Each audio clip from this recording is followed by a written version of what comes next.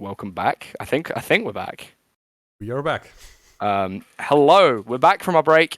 We're about to get into draft for Game 2 of Invul Lotus versus Hydras Esports.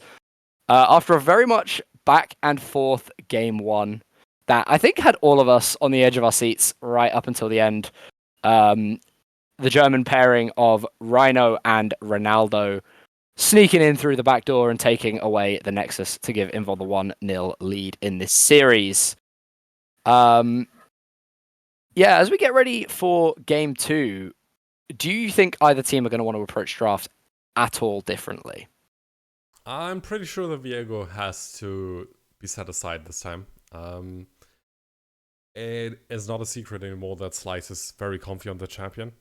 And Herco hasn't been able to match that Viego, despite being Oli Sin, who is commonly regarded as one of the best early game champions in League of Legends. And that puts up a difficult situation for Hydras, and that situation is easily diffused by just hitting the ban button on Viego, and he's gonna be gone. And we're already in the draft for game number 2. Hydras on blue side, Invul on red side again. Yes, so Hydras, as they were defeated in game 1, getting side selection for the second game, and opting that they don't want to change anything. And so far, the bans aren't changing either, although Hydras are going to take away the Viego. So they have swapped out the Ari ban for a Viego ban. I've mentioned it, Viego is probably better off banned.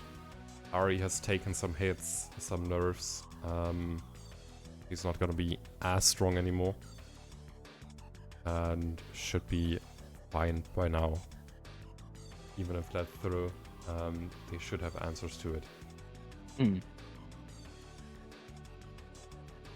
it's going to be the Senna first picked here by Hydras. I'm not surprised. Arali really had some agency in the early game and did quite good in the later stages of the game as well. Of course, Misfortune had a little bit of skating with the crit build, but in the end it was a decent game from Aberali, and there's not really any reason to change that. Of course, Deathless for the most time, same can be said for Selfway, and I think the Tom Kench is going to be picked up alongside it again. Yeah, I think the Hydras bot lane definitely the shining light in that first game for the team. The Misfortune going to be the answer for Loftish, and so obviously something he feels pretty comfortable on in the bot lane. What will they pair this Misfortune up with, though? Or what will they lock in on the second pick here of the red side draft? Volibear answers the question for us. We do also have Trundle on the blue side, most likely for jungle, which takes a lot of tankiness away from the Volibear, and also the chance to get a full tank onto top lane. And we have a Tom Kench again. Yep, so not wanting to change anything about the bot lane, keeping that Senna Tom Kench, it did work extremely well for Hydras in that first game. So I can't say I'm all that surprised by seeing them run it back in game 2. Azir picked up. Interesting choice to blind pick your mid laner so early. I think Azir is a pretty safe pick, and Rhino probably feels the same. There's not really a reason to blind pick top lane, but the same can also be said about mid lane. Of course, you will have to blind pick one of them, because you have the first pick in the second rotation. But now there's a lot of freedom for Hydras to ban out counters that would, in theory, hurt Senna Tom Kench. There is not a lot of lane who do that. Therefore, there's also going to be 2 top lane bans used against Invul in Darius and KL. Interesting that the Senna, oh not the Senna, sorry, the Corki Cassiopeia are taken off the board. Corki, I can understand, because Corki is a really safe mid laner, just like Azir. And Cassio, we saw it in the last game, can bully an Azir, but also has a range disadvantage and really high mana cost. So it's not the first ban that would come to my mind, but it's definitely something that Invul Lotus have experienced now and don't want to deal with it anymore. Gonna be the Renata again for Marcusa, and I have to say, a couple of those hostile takeovers were ridiculous and very much important in turning around that first game. Definitely so. It's not gonna be banned away, despite Hydras having the chance to do so. And there's no reason for Marcusa not to pick it up. So that might be a mistake from Hydras. I'm gonna say it as it is. But they think they have something that can deal with it. And I think Zoe is also not a champion that you necessarily want to hit with the hostile takeover, because she's not gonna deal a lot of damage to any of her teammates. But Nar is gonna do that.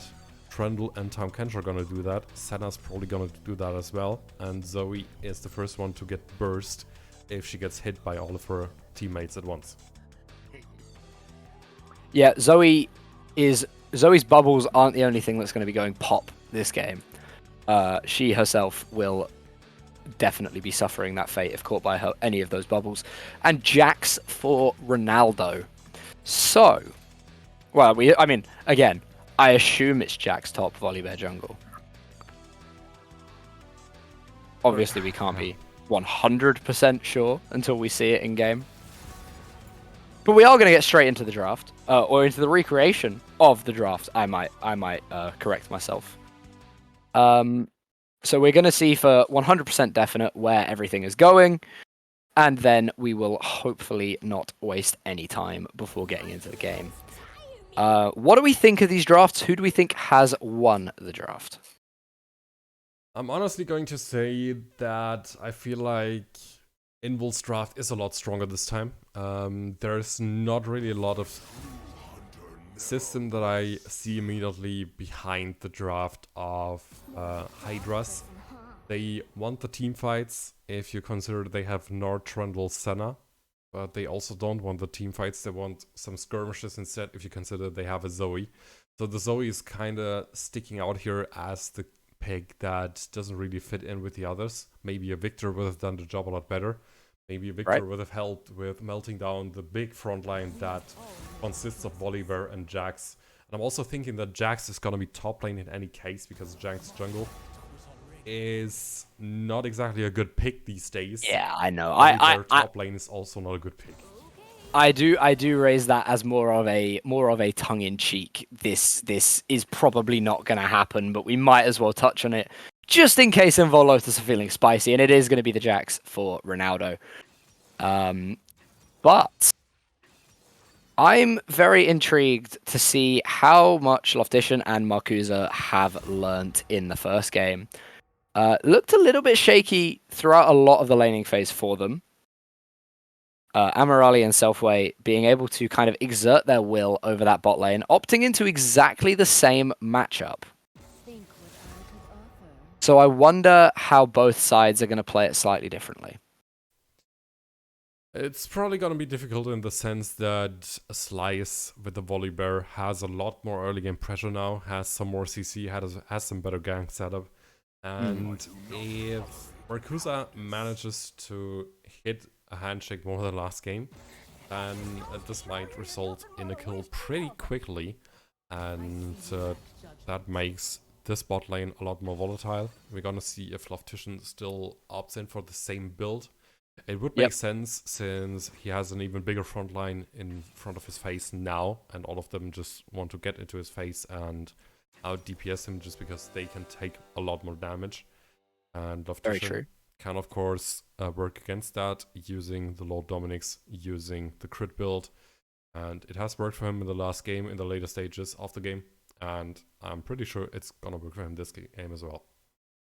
Yeah, I mean, it's going to be an interesting one to unfold. But guys, the draft has been recreated. We are now just ticking down those timers in client. We'll be jumping in to game 2 of Invul Lotus versus Hydras Esports very, very shortly. I asked you guys this question before game 1. I'm going to ask you all again in chat before game 2. Who do we think is going to win this game 2? Are Invul Lotus going to secure the swift 2-0. I don't really know why I'm saying swift 2-0. It was a 40-minute game one. Or are Hydras going to strike back? Is a second head going to emerge from where the first in game one was sliced away? What do we think? We're gonna pray, of course, that it's gonna be a 2-0, maybe a quick. I mean, yeah, obviously we're slightly biased, right? But keeping it as open-minded as possible, we both want to see exciting gameplay. We both want to see a good game from both teams. And we both, I guess we kind of hope that the way in which, there we go, English is hard. The way in which game one ended isn't going to be too tilting for anyone, because obviously you're taking a fight around Baron, you're in a really good position, you've lost a couple of team fights, but you've got the Baron, you're taking a team fight, and then you just lose because of a backdoor. Can give you a bit of a hit mentally. So it's going to be interesting to see how Hydras get on. I am seeing more Hydras win in the chat.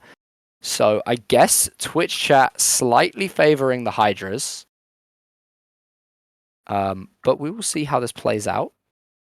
Just a quick shout out to everyone as well. If you want to keep tabs on both of the games happening this evening, Invul Esports versus X7 Academy is now going live on the other channel, the other Twitch channel. We will be hopping over and bringing you guys commentary of that game once this does finish. So if you want to listen to me and Neon scream and shout about video games, stick around here and then join us when we do transition over later. But you'll want to keep an eye on the other stream as well. Keep up to date with both games. We're going to be bringing you all of the action, and it should be quite a fun evening.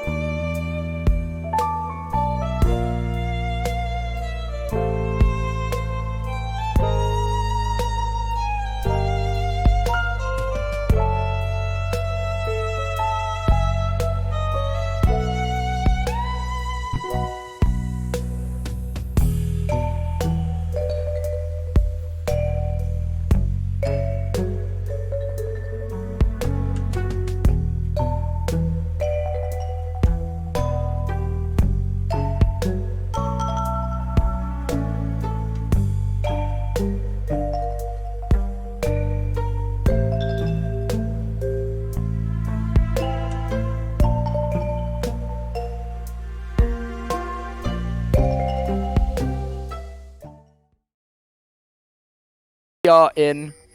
The players are in. I hope you guys are still with us.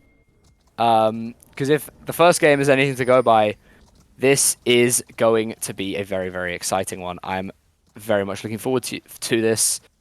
And as previous, I'm Enix, and I'm joined by Neon. And we're looking like we're going to see a potential level 1 here from Hydras. Ronaldo going to be able to spot this one out, though, as all 5 members of Hydras move in towards the top side. Ronaldo just dropping a defensive ward. going to be able to get himself away scot-free. And we're going to see the usual ward and recall from both Slice and Marcusa. That was probably the perfect position that Ronaldo could use here to defend that invade. If he's in his own tribush, he's gonna see that invade a lot too late, like far too late. And if he's sitting in the river bush, he's most likely seeing the invade early, but still going to get caught out because there are so many means to catch up to him on the side of Hydras that it's just gonna be difficult for him to jump out of it. Of course, he has the ward jump, but that means he has to skill Q level 1, which just takes a toll on his trading early game. Yeah, exactly. Both junglers starting topside in this second game. Bit of a deviation from what we saw in game 1. Both teams starting on the bot side of the map. And we are going to see a very early trade here from the center Tahm Kench. The double slows coming through from the Misfortune and the Renata, though. And at the end of the day, pretty even in terms of damage. There's not a lot of interesting things that are going to happen on the spot side. What is a lot more interesting is the fact that Rhino goes in with the Conqueror on Azir, which is a pretty common thing if you're watching pro play these days, and it's just unaligned by the situation in this game. Rhino is preparing for fights that are gonna take long, and Conqueror is perfect for that, especially on a DPS-oriented champion like Azir. Therefore, the best rune he can possibly pick. Yeah, lots of extended team fights being hoped for by the Invul Lotus mid laner. I'm sure Rhino, Loftician, and Marcusa will be hoping to have much stronger and much easier to navigate early games than they did in game 1. And they will be hoping that their jungler, Slice, can keep up the pace. Although we're seeing an early invade here from Herco on to the Invul Lotus blue buff. Just sitting in and around the area, trying to get some vision. And we see Kyoshi moving as well to support his jungler. Slice is going to get pushed out here, and I think Herco's already secured that. Going to look for the Gromp as well. Amorali and Selfway moving up to support the Trundle. Speaking of fights, we could be looking for one very early. Last Embrace connects onto Slice. Not going to be followed up. Oh, and we see a flash forward from the volley bear. The Rolling Thunder going to come through. Make It Rain is going to make it rain gold into the pockets of Slice. Abyssal Dive getting cancelled as well. Marcusa picking up the second. That fight was brewing for a while. And Invul Lotus blooming into game 2 with 2 very early kills. I actually didn't think that would be fired up, but in the end, Rhino gets in there. Lovely sidestep on the bubble. Ignite comes down, though, from Kyoshi, but Rhino wants this. Dashes forward to get the shield, block away a little bit more of the damage. And that is summoner advantage now for the Azir in the mid lane, holding onto the cleanse. That is really important for Rhino. And what has also been really important for Slice is that he didn't fall to that early invade. He manages to get enough distance in before the last Embrace roots him down. And Herco tries to disengage, but they disengage way too slowly. Amorali and Selfway end up folding. Herco makes it out alive. But it's a lot better as a start for Marcusa, who secures 100%. Now they're going to look in on the mid lane. Sleep connecting on to Slice, and unfortunately neither Marcusa or Rhino in range to finish off that kill. Kyoshi able to escape on a sliver of HP. Unfortunately, Rhino doesn't have the resources to shuffle in. He's really low on mana. And honestly, I don't think he has to shuffle in. In the end, Slice eats the Sleepy Trouble bubble and is kept in place, so Kyoshi doesn't have to flash out. It's a pretty decent trade for both sides, but one that could have been a lot more decisive if Slice would have eaten the Sleepy Trouble bubble, or Rhino just would have had a lot more resources. Yeah, I don't think Slice really had too much of a choice, though, when it comes to the Sleepy Trouble bubble. He has to charge forward to get the stun onto the Zoe, so it kind of gives the Zoe a bit of a free hit there with the bubble. It's just unfortunate there was no one there to follow up with any damage. Hydras seeing the Volibear in the top side, Slice and Shieda having a bit of a brawl will grant them the first dragon. Herko going to secure that one with the Trundle Smite. But otherwise, relatively even early game state. Slight gold lead in the favor of Invul Lotus coming from that early couple of kills. I'm also quite surprised that Ronaldo has a pretty easy time on top lane so far. Of course, he has the Doran shield, which helps him regenerate some of the health that Gnar is always going to poke away from him. But so far it seems to me like he has the lane under control, and Shieda is not able to just bully him as much as he wants. Of course, Shieda has procced Grasp of the Undying a few times, has given himself a little bit of health as well, and has a pretty easy time maintaining that top lane as well. But usually you'd think that Jax, as a mid-lane champion, has a harder time, despite the Counter-Strike, to just walk up. Counter-Strike is always up and costs a lot of mana, so it shouldn't be as easy for him to stay in that line as it is. But his defensive behavior is absolutely fantastic so far, and he's playing that lane just the way he should. Yeah, keeping himself almost even on CS with the Gnar, sacrificing a couple of minions here and there. But like you say, he's playing that little bit more defensively that he needs to do, keeping himself alive, keeping himself active within the lane, and it's going to allow him to scale. Handshake connects here on to Selfway. Not all that much meaningful damage coming through onto the Tahm Kench. Onto the Senna, however, that's a different story. Loftition takes a big chunk as well, and Trundle is on this bot side, although with the wave state, there shouldn't be too much he can do outside of a dive.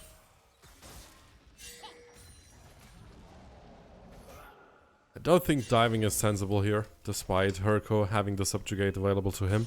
And the same goes for Slice, because Slice doesn't have the Stormbringer, cannot deactivate turrets yet. Now he has the level 6, and he's probably still shadowing Ronaldo in case Shieda looks for an engage here. Yeah, Narbar just timing out there as Slice reaches that level 6. Could have looked to threaten a dive on to Shieda, but like you mentioned, needing to shadow just in case Shieda looks for something. And Kyoshi and Heiko were looking to move up for a potential counterplay. So we continue to move on in this game. 2 kills to 0, slight gold lead for Invul. But no massive explosion. Rift Herald looking like it's going to fall to Invul Lotus. Nice roam up by Marcusa on the recall of Loftition, leaving his AD carry completely out of any possible risk. Although, as I say that, we do see a potential dive coming in from Herko here. Loftition is under the turret on his own. He's going to try and run. He does have the cleanse. He does have the flash. Is he going to burn them? The pillar, though, is beautiful. Cleanse coming through, but it's not going to be enough. And Herko's going to pick that one up onto the Misfortune. Solo kill for the Hydras jungler. One thing that Herko's definitely doing a lot better than in the first game is that he's using a lot more patience. And that patience is paying off in that solo kill against Loftition. Loftition, as an AD carry main, I have to feel bad for him, but he has no chance. And Ronaldo also has no chance while the Gnar is running after him. Yeah, now we see the true power of the Gnar in this matchup. Although Ronaldo, can he find the Counter-Strike? Is going to find the solo kill. The Grandmasters might. Just enough to give him the extra resistances to be able to kite away. And that is beautifully played. The Shurima shuffle into the Volibear. The police are here. FBI, open up. You're going to be taken down, Kyoshi. Oh boy, that was a top That's lane a Rift Herald. That's a Rift Herald into the mid lane as well. Really trying to funnel gold onto the Azir here. Cracking open the mid lane outer turret. One of the most important objectives in the Vision game of League of Legends and in the early game in general. Going to offer Invul so much extra pressure, and they should be able to pick this tower up here. They should be, but they may also just leave the turret on one plate on a slither of HP, which means that Kyoshi loses another minion wave, and they also get away from Herko, who's looking for mid lane, who's looking to defend this lane. And it still means that they only need one push to actually get this lane down. Yeah, and that's a 4-plate Rift Herald, which is pretty damn nice. I'm not gonna lie. Like, normally it's a guaranteed 2. Sometimes you get a tower. I mean, Invul got 2 towers with the Rift Herald in game 1. So if we compare the usage of the Rift Herald across both of the games, this is actually a bad Rift Herald by this series' standards. But I think that Rhino and Slice will be very much satisfied with the gold injection from the 4 plates. And we do see second dragon picked up here by Hydras as well, actually. Starting the soul stacking, it's another Hextech soul. Yeah, apparently Hextech souls have been for sale. Cleanse burned there by Rhino. Nice bubble connects. Forces out the Azir cleanse. Although cleanse, not a massively long cooldown, 3.5 minutes if I remember correctly. Shurima Shuffle not quite going to catch on. But it doesn't matter. Ronaldo is here. He's found the counter-strike. He's going to find the stun onto the Zoe. And that is a very dead Kyoshi yet again. And that will be mid lane out of tower now. Yeah, I'm guessing Zoe has talked about Ezreal a little too much. So Ronaldo's coming over and getting in the bonk, sending the Zoe to horny jail.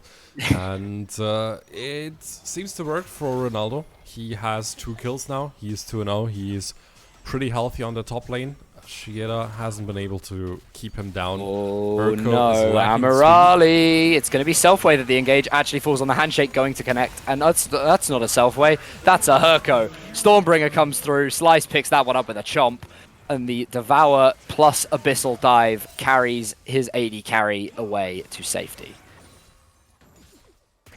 That's a pretty easy low counterplay combination that Selfway can use here to get Amirali out. Amirali would have been dead in any other situation with any other support, but in I mean, with the exception of Thresh probably, depending on where the Thresh is positioned, but Selfway makes it pretty easy with the Tahm Kench for his ADC to escape.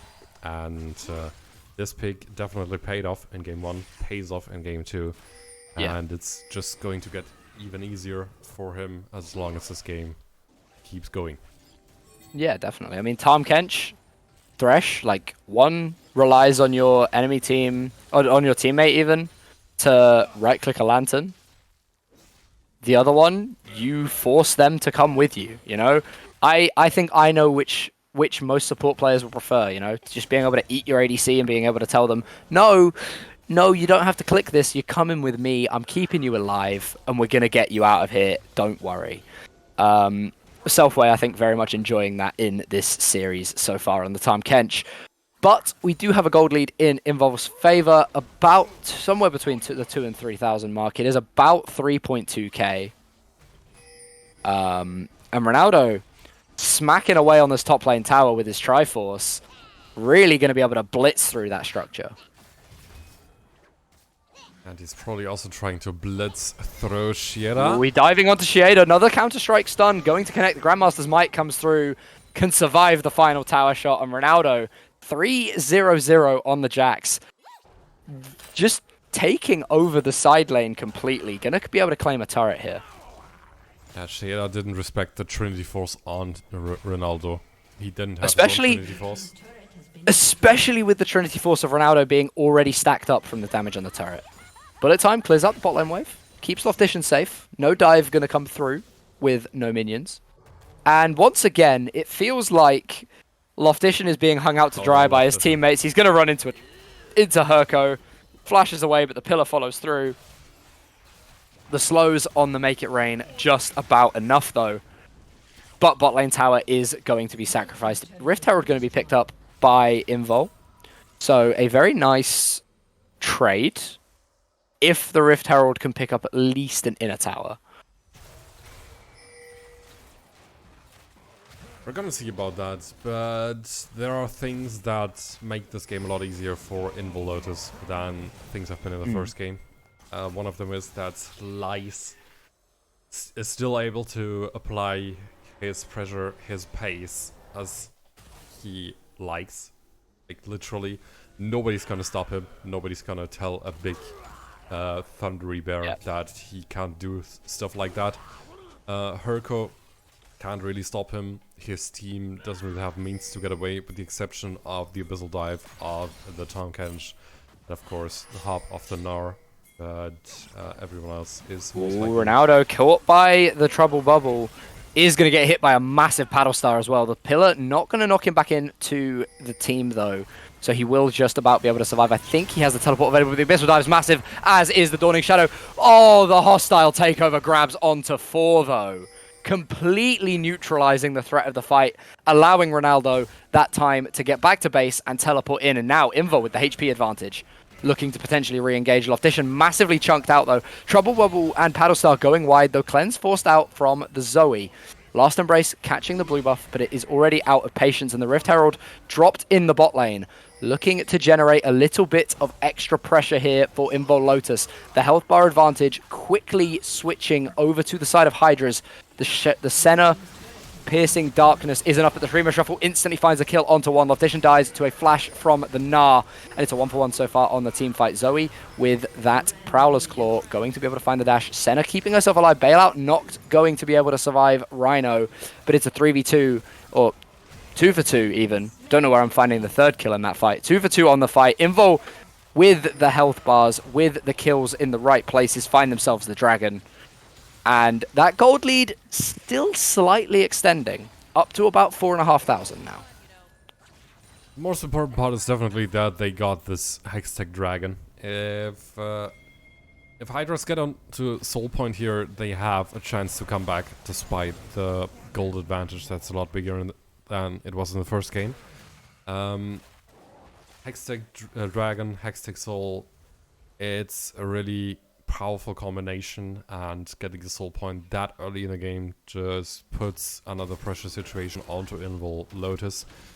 No matter how far they are actually ahead, it either forces them to trade Soul for Baron, or Baron for the chance to delay the Soul, which is not a nice situation to be in, and the situation they have avoided for now. Yes, giving themselves an extra 5 minutes before the Soul threat does come through from Hydras. Although I feel like this is a dragon that Hydras very much needed to secure to keep themselves in the game. Invul with a mounting gold lead, looking to continue to push the advantage, potentially reaching critical mass soon. And a much cleaner game from the side of Invul Lotus. Not so much of the sloppiness that we saw in Game 1 from Rhino, Loftition, and Marcusa. Clearly learning their lessons from that first game. And we are now at a game state where Invul Lotus, 4,500 gold up, Baron spawning in about a minute 15, and no real soul threat coming through from Hydras. It is a little difficult to say what Hydras can do to get a quick way back into the game. What they cannot do is get ganked by a Volibear. A Volibear onto onto the Senna. And we praised the Hydra's bot lane a lot in Game 1. A lot sloppier of a Game 2 from them here. The answer back onto Rhino in the top lane's nice.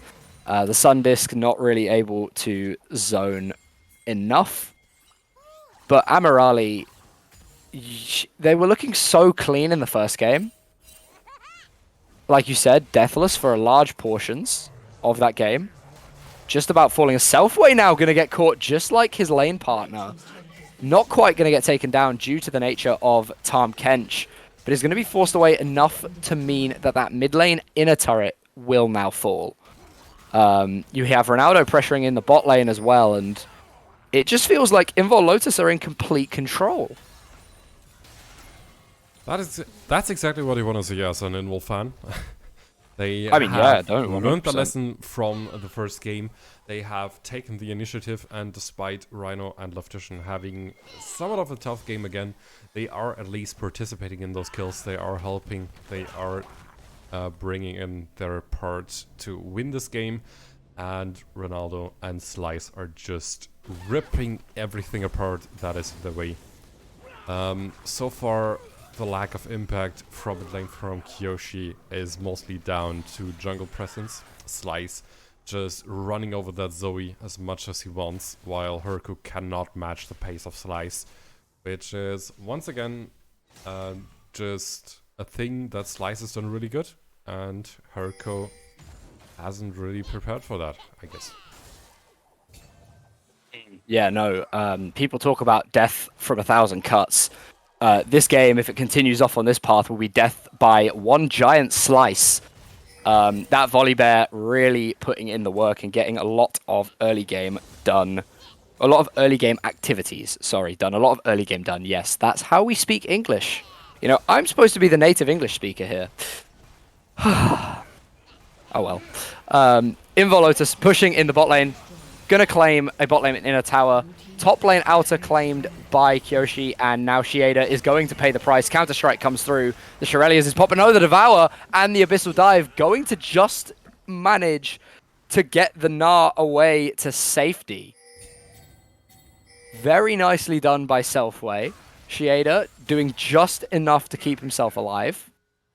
But another Hextech Drake. Invul have the positioning. There is no mid lane option available for Hydras, and Invul are going to secure that one in an instant. Hydras looking to potentially get some vision control around the Baron pit, but they are at a numbers disadvantage, and the teleport from Ronaldo is coming in from behind. Can Amirali get to safety? The Shadow Shroud comes through, and it does dodge away the Counter-Strike with the Pillar. And the fight is disengaged. Nothing has happened. And I'm surprised about that, to be honest. There was so much action. There was a nice engage in the bot lane. Of course, Selfway saves the day once again, this time for Shieda. Makes sure that his top laner doesn't die in that skirmish, and that what is nearly to be described as a tower dive. And after the dragon is secured, it's only the second dragon for Invul Lotus, therefore not the end of the world for Hydras. But it's definitely helpful for the Hydras that they haven't given away more kills in the mid lane skirmish that followed afterwards, which should have happened if Invul Lotus played it cleanly until the end, which they didn't. Also, they also don't want to overextend and give away the shutdowns that they have on 3 different players, so that is totally fine. It's just that because of that, there are no kills falling in that specific fight, and it looks spectacular, but it doesn't have spectacular results.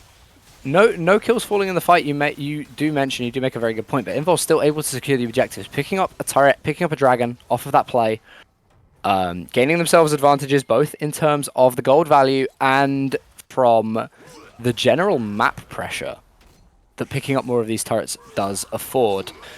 And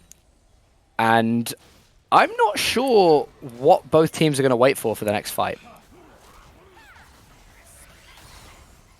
I mean, Baron is up. Slow tags onto Loftition, as does the last Embrace.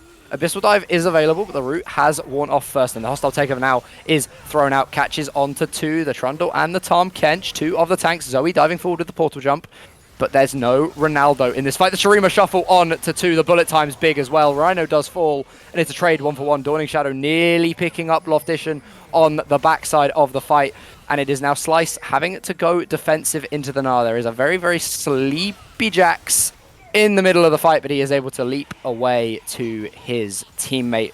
Renata going to be charging you and sending an invoice over for that one. Hydras strike back with a very solid fight, only 1-for-1, but the health bars mean they can pick up the mid lane. Outer tower is in following. Oh, Gnar into the wall onto Slice, and the Volibear just about getting away with the Stormbringer, but no. Zoe finds that one. I think that must have been a Scorch, picking that one up from the bubble. And we talked about those shutdowns. There's one of them claimed. It's gone into the back pockets of the Zoe, which is really where you want it. 2 mid lane towers as well, so a lot of global gold here being shared around the Hydras team. I can confirm that Kyoshi doesn't have Scorch, so it's not the Scorch. But it might as well be his W that has picked up that the Spell Thief. I haven't seen it exactly, but I'm pretty sure it's going to be visible in the replay, or someone in chat has maybe seen it. And that's the first major sign of weakness in that fight we've seen from Invul Lotus in this game. Last game, it was Invul Lotus making the plays from behind to get themselves back into the game. This time, we are seeing Hydras answer in kind. Dragon number 3 for both teams is about to spawn. Baron is live on the Rift as well, and a bubble catches Loftition. Clean's going to have to come through, keeping himself alive barely. Bubble dealing a lot. Bubble on its own with that Luden's dealing a lot of damage. The hostile takeover comes through just onto the center. Teleport is burned by Ronaldo, and Invul may be looking to turn the fight around here. Can't quite manage to connect onto anyone, and it's going to be Hydras taking the teleport advantage. Shieda holding on the bullet time, clearing out this mid minion wave. Cancelled by the pillar and dealing a little bit of damage across on to the Hydras members. And now, Invul swapping sides. They want to move into the bot lane river. They want this dragon. Shieda moving up, does not have the Gnar bar charged at all.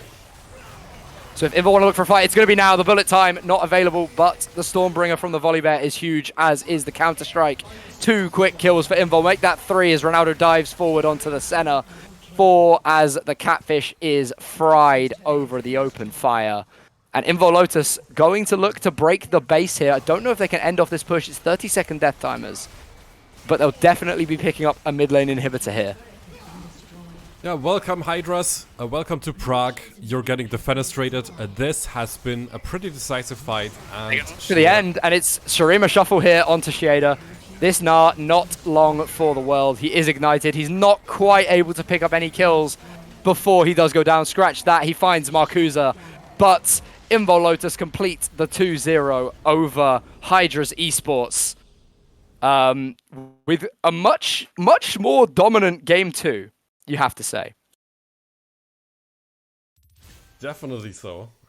This game 2 has been really decisive from Invulnerables Lotus, despite the early game not having particularly higher pace than the previous game.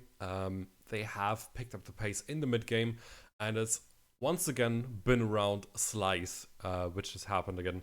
He's just bringing so much pace to the table, and he has outpaced Herco in every single moment today. And he's a jungler that you can build a lot of success on. He's one of the many reasons why this team is 4-0 in NLC to 3 now. Slice, yeah, on an absolute tear this game. And it makes you wonder what would have happened had he been available for Invul Lotus's first game this season. Obviously, 2-0s in both of their series so far. Although, we're going to have to move over pretty swiftly as Invulnerables Esports, the other roster, currently in battle with X7 Academy over on twitch.tv/Invul Esports. So we're going to head on over there really quick. We will see you, hopefully all of you, on the other side. Once again, congratulations to Invul Lotus. Commiserations to Hydras. Very competitive set of games. But we've got another couple of games to hop into and cast. So Neon, I think we've got to say goodbye here. Everybody, twitch.tv/Invul Esports. We will see you over there imminently. And let's do this for 2 more games tonight. Sounds like a plan. See you over there.